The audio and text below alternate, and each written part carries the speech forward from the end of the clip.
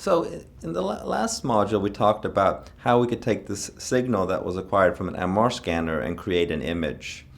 And what we talked about was that the image was not actually created in image space, but rather in something called K-space. So in this module, I want to talk a little bit more about K-space to gain a little bit more understanding of that concept. So here's the little cartoon I used last time. So data is acquired in the K-space, and so here I show it being acquired in a grid-like fashion. And so once you've acquired that data, you apply the inverse Fourier transform and you get this beautiful image in image space.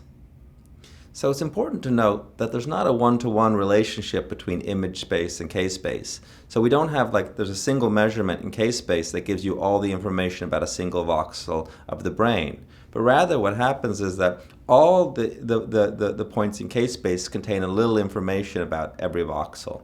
So by removing a K-space point, we lose information about over every voxel of the brain. So each individual point in image space depends on all the points contained in K-space.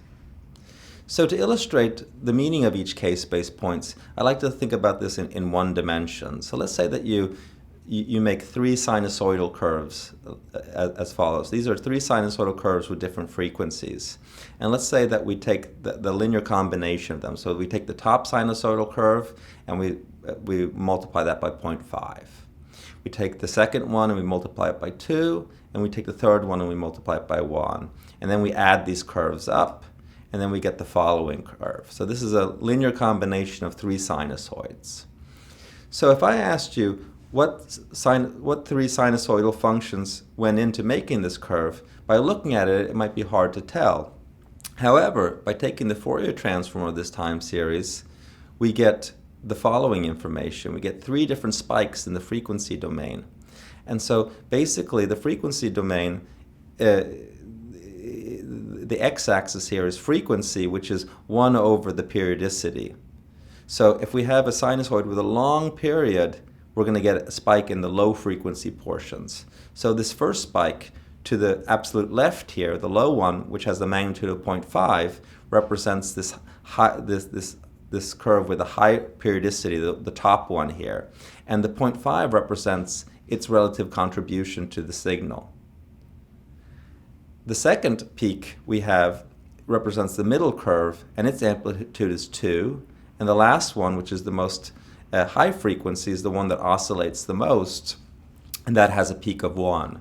So by looking at the Fourier transform of this time series, we were not only able to reconstruct the periodicity of the three functions that went into it, but also the relative contribution to the time series. And so this is sort of, in K-space, we do this in 2 dimensions. So let's now look at this in 2 dimensions and say, well, what are the contributions of each of these K-space points? Let's say that we have a blank K-space, so it's 0 everywhere, and we have a single measurement here, which is sort of to the northwest of the origin. So what happens when you put a value 1 in this case, and you take the Fourier transform? Well, it turns out that if I take the Fourier transform and transform this into image space, you get a sinusoid here, but in 2 dimensions. So it's a two-dimensional sinusoid, kind of a wave here, going here. And you're seeing it's going in the direction from which the point travels from the origin. And also the periodicity of this wave depends on how far away from the center of K-space you are. So this is sort of in the low frequency parts of K-space, so it has a high periodicity. So if we move in the same direction, but towards the high frequency portions, then we would expect lower periodicity. And so indeed we do that. So the wave starts oscillating more frequently because we're in the higher frequency portions. But it's going in the same direction because we're moving in the same direction from the origin. Let's say instead we moved to the northeast instead of the northwest from the origin of K-space. In this case, we're still in the same high frequency parts of K-space, so we would expect the same periodicity, but we're moving in a different direction. So if we reconstructed this point, we would get a wave with the same periodicity and the same frequency, but now moving in the northeast direction instead of the northwest direction. So basically, what each point in K-space gives us, it gives us one of these waves, And basically, the value of the point, K-space point, tells us the relative contribution of that wave in reconstructing this image. Now, this is really almost hard to believe, because basically when we have K-space here, what I'm saying here is that the K-space measurements that we see to the left here are simply weights of these different waves, and we take the linear combination based on these weights and we get the image to the right. And so it's hard to believe that this image is just made up of different waves, but we can show that this is true if we take a single K-space point and just manipulate it by doubling it. So let's say that we take this K-space point, which is sort of to the northeast of the center, and I double its value. And now I reconstruct the image again. Basically what you see is that you see that the wave going in that direction becomes overvalued, and now we get this kind of grid-like artifact over the brain. So now we're just overvaluing the wave going in a certain direction, and this is giving rise to this artifact. So this sort of illustrates that this image is a finely kind of balanced combination of these waves, and if we overvalue one of them, it kind of ruins the whole image. If we go in the opposite direction, we get the same type of grid-like pattern, but moving now in the north-west direction. So in this case, so the K-space contains information about the entire brain in this case. But now if we're interested in the relative contribution of the high versus the low frequency parts of K-space, we can do the following example. Let's split K-space up into 9 equally sized boxes. And we take the center box and we reconstruct the image using that data. And then we take the outer 8 boxes and just removing the center, and we reconstruct the data using this. Because the Fourier transform is a linear operation, the sum of those two should add up to the original image. So now by doing this little thought experiment, we can see what the relative contribution of the center of K-space is versus the outskirts of K-space. So if we reconstruct the image using the center of K-space, we get something that looks like this. It looks very much like the original image, but a little bit blurrier, and you'll see that the detail is not as fine as it was in the original image. But we've retained most of the information of the brain. And that's using just 1/9 of the K-space measurement, so about 11% of the data. So if we look at what information is conveyed by the additional 88% or 89%, we can make that reconstruction. And here you'll see that we're getting detail. We're seeing the boundary between the ventricles and the brain and between the skull and the brain. So basically these high frequency parts are the ones that are oscillating very quickly. So those are giving us a lot of the fine detail. And while the low frequency parts are the things that are changing very slowly, and that's giving us most of the contrast here.